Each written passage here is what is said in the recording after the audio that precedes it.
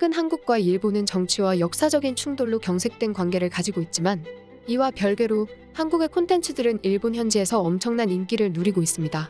지난해 사랑의 불시착과 이태원 클라스가 선풍적인 인기를 받았는데 이제는 드라마뿐만 아니라 한국 예능까지도 일본의 넷플릭스 순위를 점령하고 있습니다. 넷플릭스 오리지널 콘텐츠인 솔로지옥이 1위 위를 오가고 있고 돌싱글즈와 나는 솔로로 10위권을 유지하고 있습니다. 이렇게 한국의 콘텐츠들이 인기를 끌면서 일본에서는 한국 원작 리메이크에 관심을 보이고 있는데요. 지난해 8월 일본인이 리메이크 원하는 한국 드라마는 무엇인가요? 라는 설문조사가 있었습니다. 일본 매거진 비비가 일본의 한류팬 400명을 대상으로 조사한 결과였는데요. 1위를 기록한 작품은 박서준, 박민영이 주연을 맡은 TVN 드라마 김비서가 왜 그럴까였습니다. 설문 참여자들은 경제적으로 어울리지 않는 두 사람이 맺어지는 스토리가 꽃보다 남자와 비슷하다. 일본에서도 통할 수 있는 설정의 오피스 코미디, 박서준처럼 빠져드는 주인공을 누가 연기할 수 있을지 궁금하다 등의 이유를 꼽았습니다. 2위는 이태원 클라스였는데요. 그 이유로 배경을 일본으로 바꾸어도 미화감이 적다. 내용 전개가 일본에서도 평판이 높은 작품이다 라고 했습니다. 3위는 TVN 드라마 도깨비였는데요. 폭넓은 층에서 인기를 얻을 수 있는 스토리다. 도깨비 속 사랑의 줄다리기를 일본 드라마로 보고 싶다 등의 이유였습니다. 이어 4위는 사랑의 불시착, 5위는 커피 프린스 1호점, 6위는 알고 있지만, 7위는 별에서 온 그대, 8위는 밥 잘 사주는 예쁜 누나, 9위는 킬미일미, 공동 11호는 스타트업, 피노키오, 내 이름은 김삼순 등의 작품이 뒤를 이었습니다. 이런 요구로 인해 지금 일본에서는 한국 작품 리메이크 붐이 일어나고 있는데요. 지금 가장 주목받는 작품은 김수현, 전지현 주연의 별에서 온 그대입니다. 별에서 온 그대는 한국에서 지난 2013년 12월부터 방영되어 2014년 2월에 인기리에 종영한 드라마인데요. 이를 통해 김수현은 한류 톱스타로 급부상했으며 전지현은 입지를 재확인했습니다. 특히 이 드라마는 전지현의 통통 튀는 매력이 압권이었기에 어떤 배우가 이를 연기할지 궁금해했고, 또한 흥미진진한 스토리, 주인공들의 화려한 패션까지 주목받아 일본 내에서는 큰 관심을 받았습니다. 지난 19일 별에서 온 그대 일본판 예고편이 공개되자 일본 내에서는 예상외의 반응이 나왔는데요. 일본 네티즌들은 이런 댓글을 달았습니다. 김수현과 전지현밖에 생각할 수 없어요. 정말로 그만해주세요. 뭔가 달라. 리메이크로 원작의 이미지가 크게 무너지는 건 일본 리메이크뿐. 한국의 경우 배우의 연기력이 있어야만 하는 작품이다. 이 작품을 리메이크할 수 있는 배우는 일본에는 없는 것 같다. 미지근한 물속에서 놀고 있기 때문에 어쩔 수 없는 것이 아닐까? 한국에서는 대학에서 연기 공부를 하거나 오디션에서 뽑히기 어렵기 때문에 실력자밖에 남지 않는다. 한국 드라마는 서브 캐릭터의 스토리와 배경까지 제대로 그려서 메인 두 사람이 돋보이는 감동을 만들어낸다. 일본 리메이크라면 이야기 수도 적어줘. 이번에도 그저 싸구려 판타지풍 연애물로 끝날 것 같다. 리메이크 작품은 오히려 원래 한국판을 보는 대부분의 사람은 보지 않는 것이 아닐까요? 제작사도 그걸 모를까요? 그것보다 일본의 드라마가 지루하다고 생각되게 할 거라고 생각해요. 한국 드라마와 일본 드라마는 어른과 아이 정도의 차이라고 할까? 차이가 있어요. 리메이크는 일본 드라마 제작의 문제점이 점차 노출되어 한국과의 차이가 눈에 띄기 때문에 그만두는 것이 좋다고 생각합니다. 이것의 원작을 굉장히 좋아해서 엄청 반복해서 보았다. 리메이크 그만두었으면 좋겠다. 김수현의 역은 절대로 복사하기에는 무리무리. 지연의 역은 야마모토 미즈키에게는 맞지 않다. 외형도 스타일도 너무 다르다. 두 사람 모두 원작에는 빠져멀고 있고 일본인으로 리메이크하는 것은 무리가 있다. 이미 큰 차이가 보인다. 정말 좋아하는 작품이니까 리메이크 정말 그만둬. 어쨌든 일본인의 연기 보고 있으면 대본이 오그라 붙어버린다. 연기하는 것을 눈뜨고 볼 수 없어.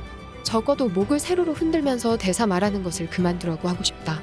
한국 드라마 보다가 일본 드라마를 보면 굉장히 그 움직임이 눈에 띈다. 연기를 너무 의식해. 이렇게 일본에서는 한국 드라마를 리메이크한다고 하니까 이에 환호하기보다는 비판적인 시각을 노골적으로 드러냈습니다. 이를 통해 한국 작품이 얼마나 훌륭한지를 비교적으로 알게 된다며 일본 제작자들은 한국 작품을 망치지 말라고 했습니다. 또한 최근 네티즌은 넷플릭스가 한국에 투자를 강화한다는 소식에 재밌는 댓글들이 달렸습니다. 특히 일본인들의 댓글이 눈에 띄었는데요. 잠시 살펴보겠습니다. 난 일본에 살고 있는데 일본 드라마는 새로운 것도 두려워하고 예산도 적어. 또 경쟁도 적기 때문에 한국 드라마보다 뒤처지는 거야. 이런 상황에서 한국 드라마 열풍이 분 거야. 더 많은 돈을 쓰고 배우, 대본, 세트 등도 더 뛰어나. 질도 더 좋아지고 있고 마케팅도 뛰어나. 그렇다고 일본 드라마가 다 쓰레기라는 건 아니고 몇몇은 훌륭하고 볼 가치가 있어. 저는 일본에 살고 있는데 일본 드라마는 새로운 것을 두려워해서 예산이 없고 큰 예산을 들여 제작하는 사람이 없기 때문에 한국 드라마보다 뒤처지고 있습니다. 이런 상황에서 한국 드라마 열풍이 분 거예요. 한국은 배우, 대본, 장소 등에 실제로 돈을 쓰고 마케팅도 뛰어납니다.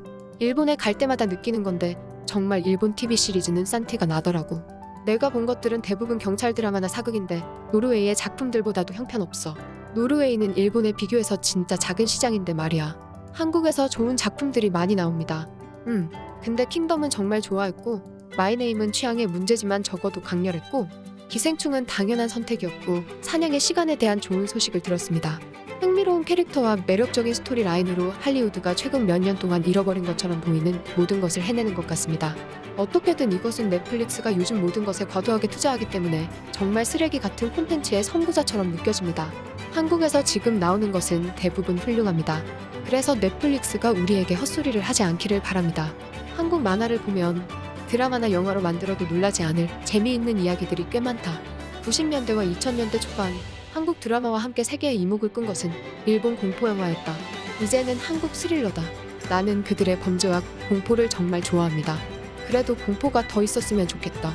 물론 넷플릭스는 스토리와 테마를 엉망으로 만들지 않는 것이 좋습니다.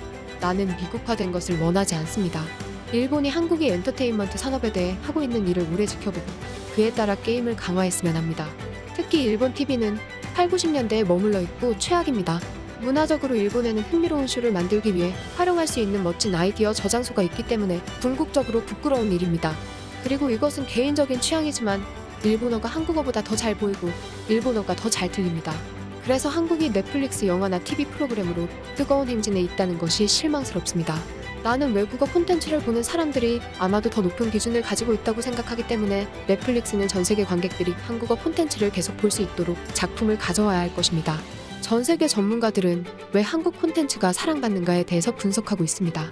여러 가지 이유가 있지만 신선하고 완성도 높은 스토리텔링으로 소재나 장르의 차이는 있지만 전 세계인들의 공감대가 형성된다는 것이 인기의 비결이라고 말하고 있습니다. 최근 정승희 전 미국 비아콘 부사장은 인터뷰에서 이렇게 말했습니다. 한국의 스트리밍 영상 시리즈, 만화, 팝, 음악, 화장품, 패션 10여 년 전부터 한국에서 밀려온 파도는 이제 동아시아와 태평양 지역을 넘어섰다. 새로운 한국의 멋은 이제 미국과 유럽, 아프리카와 아랍 지역에도 맞닿았다. 이는 대중문화 역사상 처음으로 영어권 서구 국가의 문화적 헤게모니를 깨뜨린 것이다. 정승희 부사장은 이렇게 말하면서 한류가 인기 있는 이유를 이렇게 정리했습니다. 개인적으로 한류 콘텐츠는 한국적이지만 한국적이지 않고 보편적인 것 같아요. 한국 드라마에 출연하는 배우나 장소는 한국적일 수 있지만 한국 드라마가 다루는 주제는 보편적이기 때문이에요. 지금까지 극적인이었습니다.